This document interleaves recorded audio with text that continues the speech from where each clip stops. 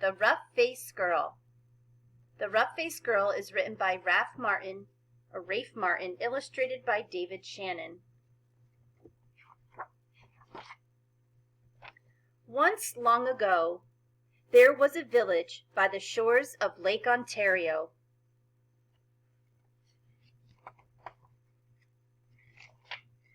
Off from the other wigwams of this village stood a great, huge wigwam. Painted on its sides were pictures of the sun, moon, stars, plants, trees, and animals. And inside this wigwam there was said to live a very great, rich, powerful, and supposedly handsome invisible being. However, no one could see him except his sister, who lived there too. Many women wanted to marry this invisible being, but his sister said, only the one who can see him can marry him. Now in this village, there lived a poor man who had 3 daughters. The 2 older daughters were cruel and hard-hearted, and they made their youngest sister sit by the fire and feed the flames. When the burning branches popped, the sparks fell on her. In time, her hands became burnt and scarred. Her arms, too, became rough and scarred. Even her face was marked by the fire, and her beautiful long black hair hung ragged and charred. And those 2 older sisters laughed at her, saying, "Ha! You're ugly, you rough-faced girl!" And they made her life very lonely and miserable indeed. One day these 2 older sisters went to their father and said, "Father, give us some new buckskin dresses and necklaces. Give us some pretty beaded moccasins. We're going to marry the invisible being." So their father gave them these things. Dressed in their finest, the 2 girls marched through the village. All the people pointed and stared. "Look at those beautiful girls," they said. "Surely they shall marry the invisible being." And if those 2 girls were proud and hard-hearted before, they were even prouder now. They walked haughtily through the village. At last they came to the wigwam of the invisible being, and there was his sister, waiting.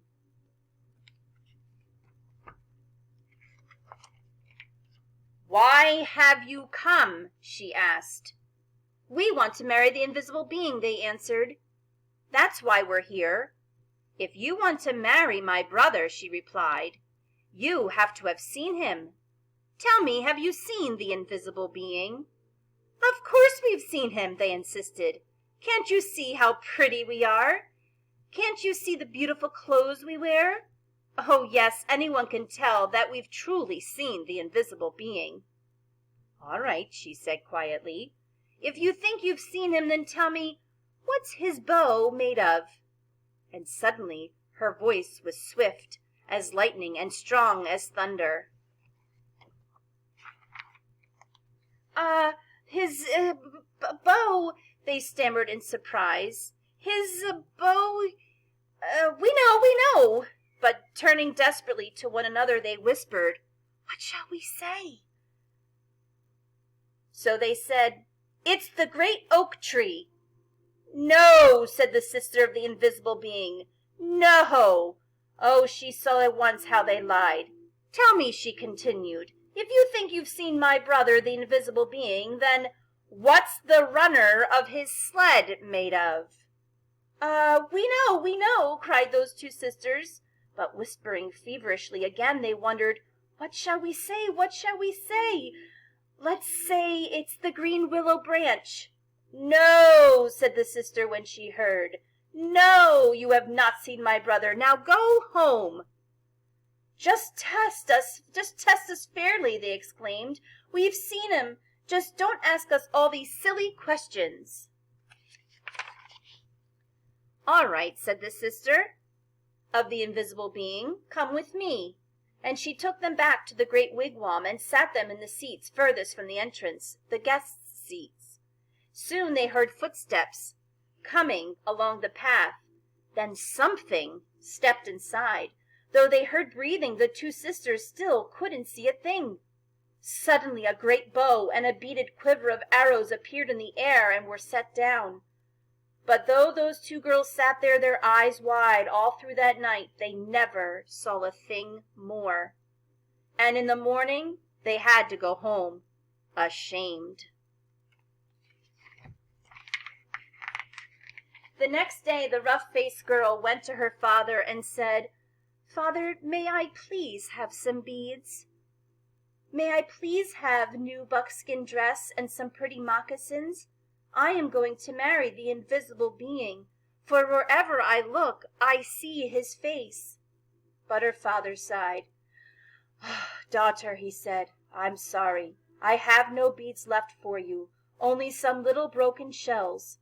I have no buckskin dress, and as for moccasins, all I have left are my own old, worn, cracked, and stretched out pair from last year, and they're much too big."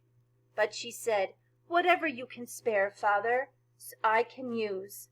So he gave her these things.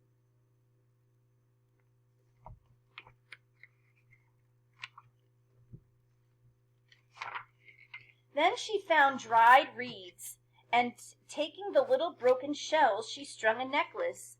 She stripped bark from the dead trees and made a cap, a dress, and leggings. Then with a sharp piece of bone she carved in the bark pictures of the sun, moon, stars, plants, trees, and animals. She went down to the lake shore and soaked the moccasins in the water until they grew soft. Then she molded them to her feet, but they were still too big, and they flapped, flapped, flapped like duck's feet as she walked. Do you see how big they are? Then all of the people came out of their wigwams. They pointed and stared. "Look at that ugly girl," they laughed. "Look at her strange clothes. Hey, hey, hey, go home, you ugly girl. You'll never marry the invisible being." But the rough-faced girl had faith in herself, and she had courage. She didn't turn back. She just kept walking right through the village. As she walked on, she saw the great beauty of the earth and skies spreading upon her before her, and truly she alone of all in the village saw in these things the sweet yet awesome face of the invisible being. Do you see it, boys and girls? Do you see the eyes, the nose, and the mouth? When really that's the mountain, a rainbow, that's an eagle, and then the top of a tree.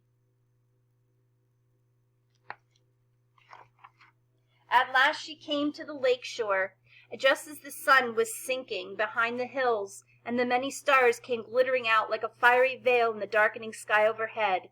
And there, standing by the water's edge, was the sister of the invisible being, waiting.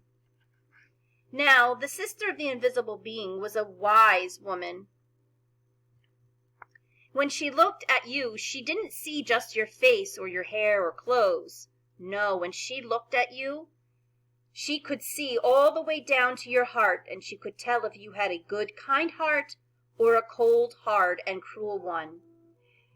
And when she looked at the rough-faced girl, she saw at once that though her skin was scarred, her hair burnt, her clothes strange, she had a beautiful, kind heart.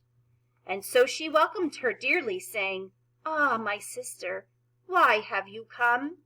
And the rough-faced girl replied, "I have come to marry the invisible being." "Ah," said the sister very gently now, "if you want to marry him, you have to have seen him. Tell me, have you seen my brother, the invisible being?" And the rough-faced girl said, "Yes." "All right then," said the sister, "if you have seen him, tell me, what's his bow made of?" And the rough-faced girl said, "His bow? Why, it is the great curve of the rainbow."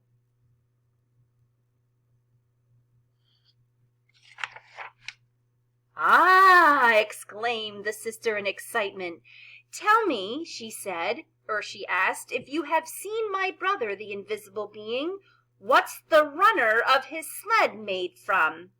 And the rough-faced girl, looking up into the night sky, said, "The runner of his sled? Why, it is the spirit road, the Milky Way of stars that spreads across the sky."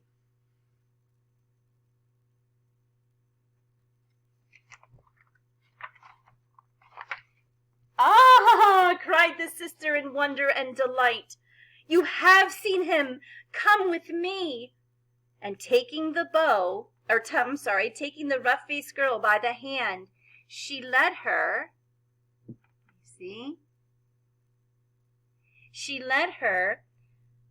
to the back of the great wigwam and sat her in the seat next to the entrance, the wife's seat. Then she heard footsteps coming along the path, closer and closer. The entrance flap of the wigwam lifted up, and in stepped the invisible being. And when he saw her sitting there, he said, "At last we have been found out." Then, smiling kindly, he added, "And oh, my sister, but she is beautiful." And his sister said, "Yes."